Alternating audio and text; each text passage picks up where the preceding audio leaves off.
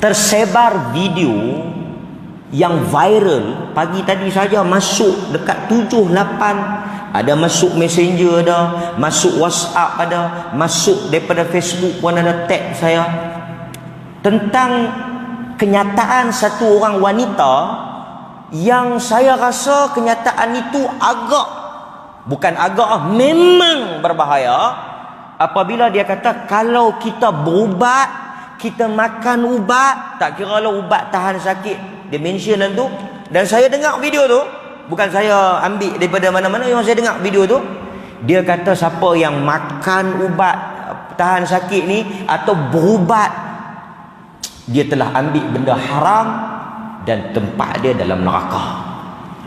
Dan 2-3 orang pesakit kanser yang memang duk makan ubat tahan sakit apa semua, WhatsApp tanya, macam mana ni ustaz, betul tak? Sebab penampilan menipu, penampilan dengan tudung labuh, disulam dengan ayat Al-Quran, disulam dengan hadis-hadis yang ditafsir. Ni tak ada hubung kait pun, dia tibai semacam ya. Tuan-tuan tahu, ni ubat tahan sakit ni tak boleh makan, ni berobat ni semua tak boleh makan. Tahu dia baca ayat apa? Ayat tak ada kaitan pun. Tapi orang awam ni tuan-tuan, orang awam ni, kita baca ayat ni, bukan kata baca ayat Quran ya, saya kata banyak kali ya, orang awam ni dia dengar Arab menyanyi lagu dangdut pun dia kata mengaji. Sedap depa mengaji. Depa bukan mengaji tu, depa duk menyanyi dangdut. Tahu menyanyi dangdut? Siapa dia yang tuan-tuan bisa dengar lagu menyanyi dangdut yang terkenal? Kan? Apa? Menyanyi dangdut tu di Arab kan? Dia kata sedap depa mengaji. Lagu apa depa bawa ni? Akhirnya dia duduk menyanyi dangdut. Tu saya nak abang orang kita ni, dia bukan boleh dengar Arab sikit. World Cup Ka'sul Alam, Piala Dunia. World Cup tu dia ada apa? Kalau kita pengulas Arab, dia cakap apa? Pengulas kalau Arab, dia cakap Arab lah. Yang kita faham pun gul. Awal tu dia cakap Arab. Kita tak tahu mana, tak tahu kata dia duk ulas bola. Dia duk ceramah apa ni? Dia bukan ceramah, dia duk habaq kata bola tu dilepaskan, disepak dan ditepis oleh penjaga gol. Tapi bunyi Arab lah. Tu saya nak habaq tuan-tuan, beware, be careful. Jangan satu orang perempuan pakai tudung labuh, baca ayat Quran sikit, selip sikit, kalan kabut habis hari ni. Bila kita dengar, kita kata mangkah macam ni pun. Tahu apa dia dalil dah? Dia kata tak boleh makan ubat, tak boleh pergi hospital apa semua ni. Ini semua perubatan ni kafir. Qul ya ayyuhal kafirun. Tu dia bunyi kafir saja, terus pergi ambil tenyih terus. Ayat Qul ya ayyuhal kafirun tu, dia bukan soal ubat, dia bukan soal hospital, dia bukan soal perubatan, dia soal akidah, ayat akidah. Dia kata tengok ayat ni, ubat kafir, ubat Islam. Dia ni satu lagi tuan-tuan, rupa-rupanya dia ubat sunnah. Ni sat lagi saya nak tibai tentang ubat sunnah ni. Saya nak tenyih betul-betul tentang ubat sunnah ni. Ni yang duk habaq. Saya pun habaq duk payah banyak kali lah. Semua yang condemn ubat hospital, yang tak bagi makan ubat darah tinggi, yang kata ubat darah tinggi tak bagus, yang kata ubat hospital tak bagus, rosak buah pinggang. Hujung sekali. Cuba dengar hujung sekali. Dia akan jual tu makanan sunnah dia tu. Apa dia makanan sunnah dia? Madu campur habatus sauda, campur kismis, dia gue punya satu gue, dia kata makanan sunnah. Makanan sunnah. Yahudi kalau tengok harga makanan tu pun, Yahudi kalau tengok produk tu pun, Yahudi 3 kali masuk ICU, punya mahal. Pasal dia kata kalau mahal harga Yahudi. Sebab itu saya kata tuan-tuan, Nabi kalau dia hidup, dia sendiri tak makan ajur. Dia sendiri dia tak makan ajur. Pasal apa? Pasal apa Nabi tak makan ajur? Mahal. Nabi mana ada duit?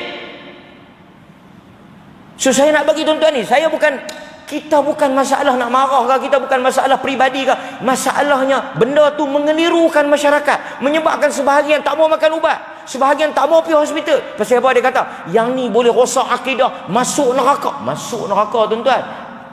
Saya nak habaknya dalil cukup banyak. Saya nak kena baca, nak kena ambil kesempatan ni supaya masyarakat dapat kepahaman yang betul dalam dunia yang fitnah ni.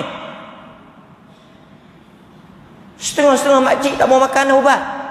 Setengah-setengah makcik dia kata saya tak mau, saya nak doa ke Allah Ta'ala, saya nak biar. Saya kata mana ajaran ni? Lepas tu tengok doktor dulu sebelum tu dia orang yang sama yang kata siapa yang pergi beranak dekat doktor lelaki dayus. Suami dayus dan isteri tak ada maruah. Pasal apa? Pasal duk biar, bukan mahram tengok aurat. Tuan-tuan, tak ada siapa duk pasal-pasal nak bagi orang tengok aurat kalau tak darurat. Lepas tu dia kata ni berobat benda-benda haram. Sedangkan dalam agama, kalau benda itu darurat, hatta benda haram sekalipun dibenarkan untuk kita guna sekiranya darurat. Maka sebab itu saya nak bawa kepada tuan-tuan beberapa dalil untuk kita jawab dan kita betulkan pandangan yang disebut berkaitan dengan mengambil ubat ni. Satu, hadis yang diriwayatkan oleh Al-Imam Al-Bukhari, dengar dari orang yang betul, dan lebih penting konten kepada apa yang dia sebut itu mesti ditapis.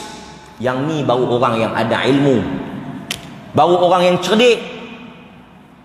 Pertama, kita nak sebut pasal ubat ni.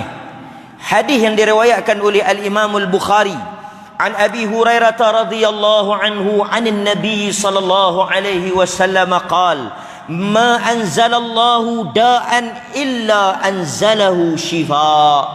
Allah Ta'ala tidak akan menurunkan suatu penyakit melainkan dia akan menurunkan baginya syifa, ubat. Kata Al-Imam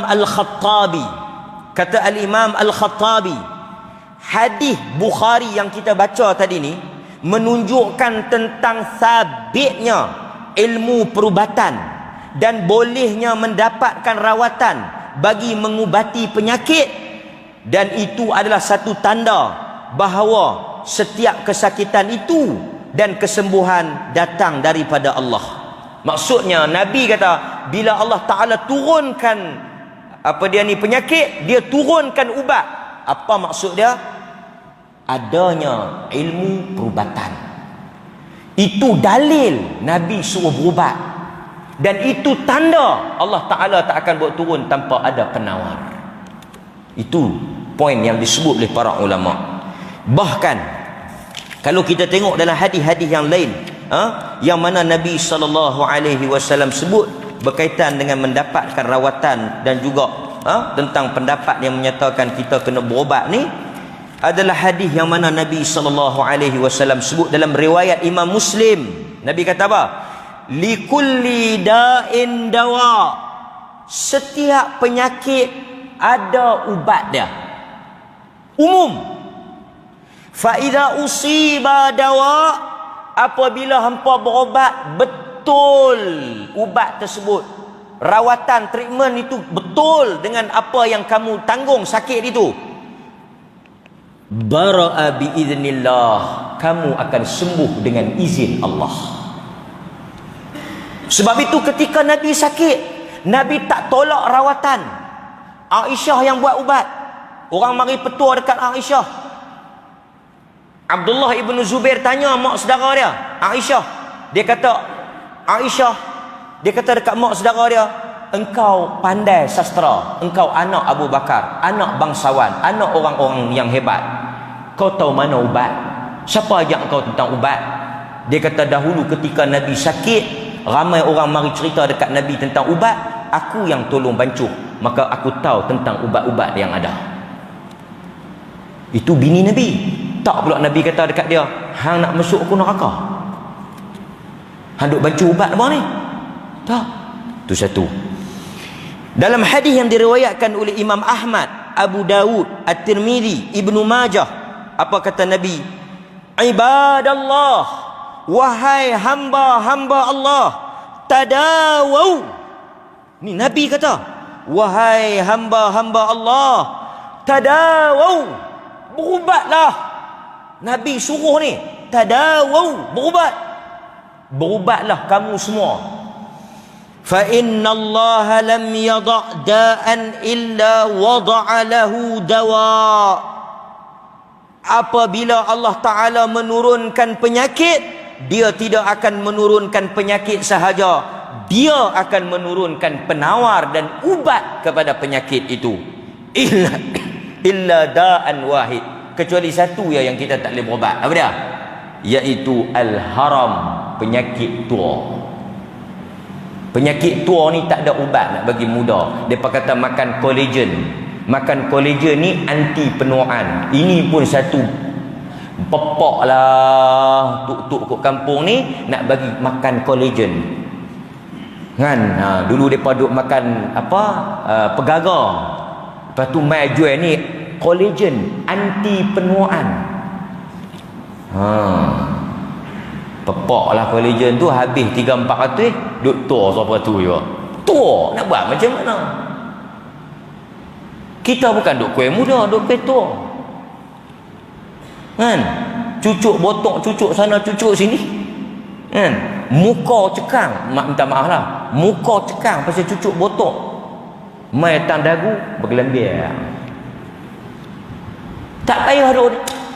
Ini ialah proses kehidupan. Tua ni kita tak boleh lari. Saya pun akan pergi pada tua. Sebab itu dalam agama ni dia suruh kita doa supaya jangan tua itu menyusahkan kita. Wa a'udzu bika an uradda ila arzalil umur, kata Nabi, aku berlindung kepada Allah daripada penyakit tua yang nyanyuk, yang menyusahkan aku dan orang lain. Tapi tua ni kita tak boleh elok. Tak ada ubat nak bagi muda, kan? Baik. Kemudian tuan-tuan hadirin mukminin, nampak? Okey. Kesimpulan yang boleh kita buat. Kesimpulan yang kita boleh buat dalam urusan perubatan. Saya nak simpulkan ni. Dalam urusan perubatan, kita hendaklah merujuk kepada ahli dia. Ini apa yang disebut oleh Al-Imam Ibn Qayyim rahimahullahu ta'ala. Sedangkan ubat-ubat yang lain yang berkaitan dengan apa semua, abatus sauda, madu, apa semua ni, kita tak nafikan ada manfaat dia, tapi hendaklah benda itu dirujuk kepada ahli dia. Sebab tuan-tuan, habatus sauda bukan semua orang boleh makan. Dan sebahagian ulama kata habatus sauda disebut oleh Nabi kerana itu ialah perubatan pada zaman itu. Saya nak baca kat tuan-tuan apa yang disebut oleh Al-Imam Ibnul Khaldun. Apa kata dia? Kata Ibnu Khaldun, maka perubatan yang diriwayatkan di dalam hadis kepada kita ialah daripada perubatan Arab. Ia bukan daripada wahyu. Ibnu Khaldun. Kenal Ibnu Khaldun? Ibnu Khaldun kata perubatan yang diriwayatkan di dalam hadis kepada kita ialah daripada perubatan Arab. Ia bukan daripada wahyu. Ia menjadi perkara kebiasaan bagi orang Arab. Apa yang disebut keadaan Nabi di dalam hal perubatan adalah termasuk di dalam adat kebiasaan orang Arab. Bukan kerana ia disyariatkan seperti itu. Ini kerana Nabi dihantar untuk mengajar agama, bukan dihantar untuk mengajar perubatan dan adat kebiasaan yang lain. Kata Ibnu Khaldun, ini dibuktikan dalam kes Tamar. Nabi silap. Tamar isu agama ke isu dunia? Tuan-tuan nak tanam harum manis, mai tanya saya. Saya sebatang pokok pun tak pernah tanam. Ustaz, macam mana nak tanam harum manis? Silap orang. Nabi SAW dalam satu hadis, dia pergi Madinah, dia tengok orang kacuk, kawinkan buah pokok tamar. Nabi kata apa? Ma tasna'un? Qalu kunna nasna'uhu. Qala la'allakum law lam taf'alu kana khaira. Nabi kata, hampa buat apa ni? Kami duk kacuk pokok tamar. Nabi kata, kalau hampa tak buat, itu lebih baik. Fataraku, depa pun tak kacuk, depa tak buat. Yang depa duk biasa, depa duk bagi kahwin. Nabi kata, hampa tak buat pun tak apa, depa tak buat sungguh. Apa yang berlaku? Fanaqasat, tak berbuah, tak berbuah. Fadzakaru dzalik faqal, depa pun pergi cerita dekat Nabi, ni Rasulullah tak berbuah. Pasal apa? Pasal Rasulullah kata jangan kacuk, kami tak kacuk, tak berbuah. Nabi kata apa? Innama ana bashar, sesungguhnya aku manusia. Idza amartukum bi syai' min dinikum fakhudhuhu bihi, apabila aku suruh kamu dalam urusan agama, ambil dan amalkanlah. Wa idza amartukum bi syai' min ra'yi, jika aku suruh dalam urusan dunia daripada pendapat aku, bukan daripada wahyu Tuhan, urusan dunia bukan agama, Nabi kata fa innama ana bashar, aku adalah manusia yang boleh jadi betul, boleh jadi salah. Hadis Muslim. Very clear, sangat jelas, menunjukkan apa? Dalam perubatan kita merujuk kepada ahli dia. Dan saya nak tekankan sekali lagi tuan-tuan, tak ada istilah perubatan Islam. Saya nak bagi dengar je lah tidak ada istilah perubatan Islam. Kerana apa? Kerana apa sahaja perubatan yang memberi manfaat kepada manusia, yang baik, yang dibuktikan dengan sains dan fakta, maka itulah perubatan Islam. Yang ada, dengar, perubatan moden dengan perubatan tradisional. Hospital kita panggil perubatan moden. Yang akak kayu apa semua ni perubatan tradisional. Yang jampi-jampi doa tu kita panggil ruqyah syar'iyah. Boleh beza ada istilah ni? Tuan-tuan pi, dia kata kena scan. Dia kata aku pi hospital, depa bubuh dalam terowong tu. Kapiak mana pula duk ajak ni? Bukan kapiak, yang tu Islam. Masalah kita yang kita duk pi tenyeh semua kapiak tu pasal apa? Pasal orang kapiak rajin mengaji dan dia jumpa benda tu. Orang Islam duk berkelahi tak sudah-sudah. Duk kira coklat tu ada gelatin babi, tak ada gelatin babi. Minyak wangi nak pakai pergi masjid ni ada alkohol, tak ada alkohol. Duk bersembang tajuk tu tak habis-habis. Maka orang lain buat ubat, kita duk pakai ubat. Vaksin ni tak mau pakai, vaksin ni tak mau pakai, suruh buat sendiri tak boleh buat. Vaksin ni ada babi, vaksin ni ada babi. Hang buat vaksin ada lembu, kami nak pakai pun tak buat. Ini masalah orang Islam.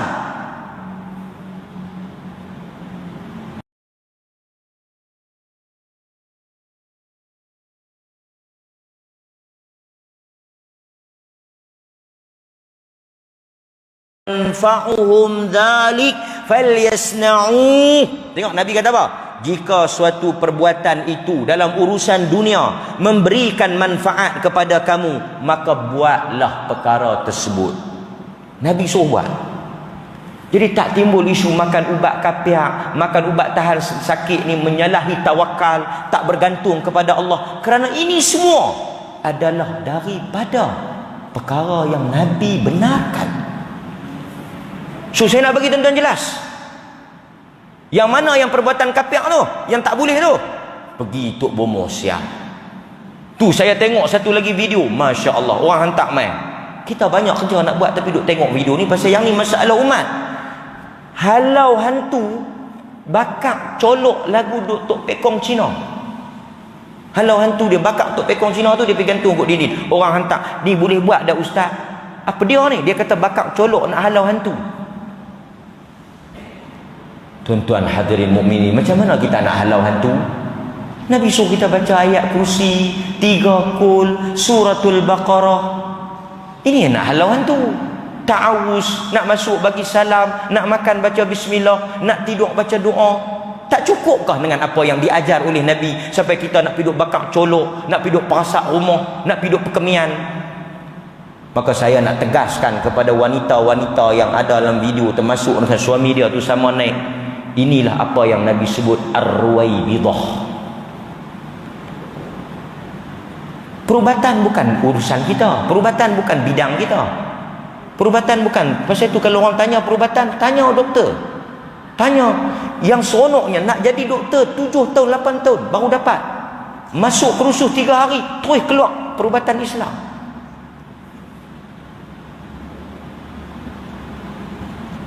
Lepas tu takutkan masyarakat. Pergi ambil, tuan-tuan tahu tak ni, saya nak sebut ni, siapa-siapa yang pergi ambil ubat hospital yang dibayar RM1 percuma tu, dia tak makan, dia telah khianat pada harta orang Islam, pada harta rakyat, pada harta negara. Kerana ubat tu bukan percuma, tuan-tuan memang dapat percuma. Kerajaan beli dengan duit kita ni, kerajaan beli dengan duit orang, duit ni rakyat ni. Lepas tu pergi ambil, lepas tu dia himpun di rumah dia, tak makan. Sebab apa tak makan? Pasal nak pergi duk makan tu, penghulu segala. Dia nak pergi tu. Ubat ni yang free dia tak makan, dia pergi bayar awak 3-400 tu. Dia pergi percaya awak 3-400 tu. Yang 3-400 tu semua buat satu kilang yang timbang kilo. Saya bukan tak bagi beli, tapi saya kata kadang-kadang orang Islam mudah ditipu. Pasal apa yang ni? Yang ni orang Islam kita buat, yang tu orang kafir buat. Ni nak habaq oi, kawan ni tukang jual ya, kilang yang buat tu kilang Cahaya Nur Nalip. Maka hadirin mukminin, pasal apa yang kita pergi duk jadi kelang kabut dalam soal ni? Heboh viral, beratus-ribu orang tengok. Takut ubat tahan sakit masuk neraka, kafir dan sebagainya. Mudah sangat, kafir masuk neraka, kafir masuk neraka. Yang masuk syurga ubat dia. So lepas ni kalau tuan-tuan tengok mana-mana yang duk tukang sakan ceramah sangat tu, tukang sakan duk kafirkan orang tu, tukang sakan duk nerakakan orang tu, tuan-tuan tahu dah dia nak jual buah dia. Saya dah baca tadi berapa banyak hadis perkataan para ulama yang menerima perubatan, suruh kita berubat. Cuma di sana ada pandangan yang kata sunat kita berubat, ada pandangan kata harus kita berubat. Memang tak dinafikan, berlaku khilaf di kalangan para ulama hukum berubat ni. Sebab ada hadis satu wanita yang kena rasuk, dia mai dekat Nabi, dia kata aku kena rasuk. Nabi tanya, hang nak suruh aku doa bagi lega ke atau hang nak sabar? Dia kata aku sabar. Kalau hang sabar hang dapat syurga. Dia kata dia nak sabar. Hadis tu menyebabkan di kalangan para fuqaha bincang, berubat ni wajib ke tak? Tapi saya nak bagi tahu, berubat ni kalau kita tak pi berubat memudaratkan kita, lebih buruk keadaan kita, kita kena pi. Tapi tuan-tuan, kalau tuan-tuan sakit sikit-sikit, tuan-tuan tak mau pi, tak apa, nak minum air, penawar ke apa ke sikit-sikit, tak apalah. So kita cukup lah, kita tutup buang tajuk ni. Lepas ni pada tuan-tuan, bab berubat beriman dengan hospital. Saya ingat ni yang berlungguk, yang doktor-doktor hospital tu, takkan seorang pun tak semayang. Takkan doktor-doktor hospital, nurse-nurse kaki tangan hospital tu tak ada yang beriman, yang semua tu nak bagi kita masuk neraka. Takkan semua tu jahat sangat sampai kita, cara dia cakap tu macam doktor-doktor ni semua ni ejen-ejen Yahudi. Sebab tu ada satu tok guru, astagfirullah, tok guru tu pun perkataan dia berat. Dia marah dekat Menteri Kesihatan yang dulu ni. Dia kata apa benak makan bab satu banyak sangat. Sebut dalam masjid ni, bab makan bab satu benak sangat. Nak bunuh orang Islam apa semua. Ini masalah. Bila kita berbeza, kita melampau. Tanda munafik apa? Wa idza khasama, bila mereka berkelahi, mereka berbeza pendapat, fajara, mereka lebih daripada kadar yang sepatutnya. Tuan-tuan tengok. Ni saya nak tanya kat tuan-tuan. Saya bukanlah sokong vaksin, tapi alhamdulillah, tuan-tuan tengok kesan vaksin tu terbukti. Bila kita vaksin, tuan-tuan tengok, peratus orang yang kena COVID turun, Dulu banyak orang mati, sekarang mati jarang kita dengar. Dan kita boleh mari semayang. Tuan-tuan nampak tak kesan kepada vaksinasi tu? Kita dapat menikmati hidup kita. Dan kita pun yang kalau kena COVID sikit-sikit je, yang paling mereka tak boleh jawab sekali, mula-mula keluar vaksin Yahudi, lalas sekali Yahudi cucuk dulu. Yahudi negara pertama yang cucuk rakyat dia. Sebab itu kita tuan-tuan bukan payah ya. Dalam dunia ni kita hanya blame dua pihak ya. Satu Yahudi, satu lagi hantu. Mudah-mudahan Allah Ta'ala rahmat kita. Dan saya harap penjelasan ini dapat membetulkan balik kepahaman kita. Dan kawan-kawan yang tengok pun dia kata, entah jawab teruk sangat, sesat habis orang, keliru habis orang. Kita hati-hati tuan-tuan. Mudah-mudahan Allah Ta'ala merahmati kita.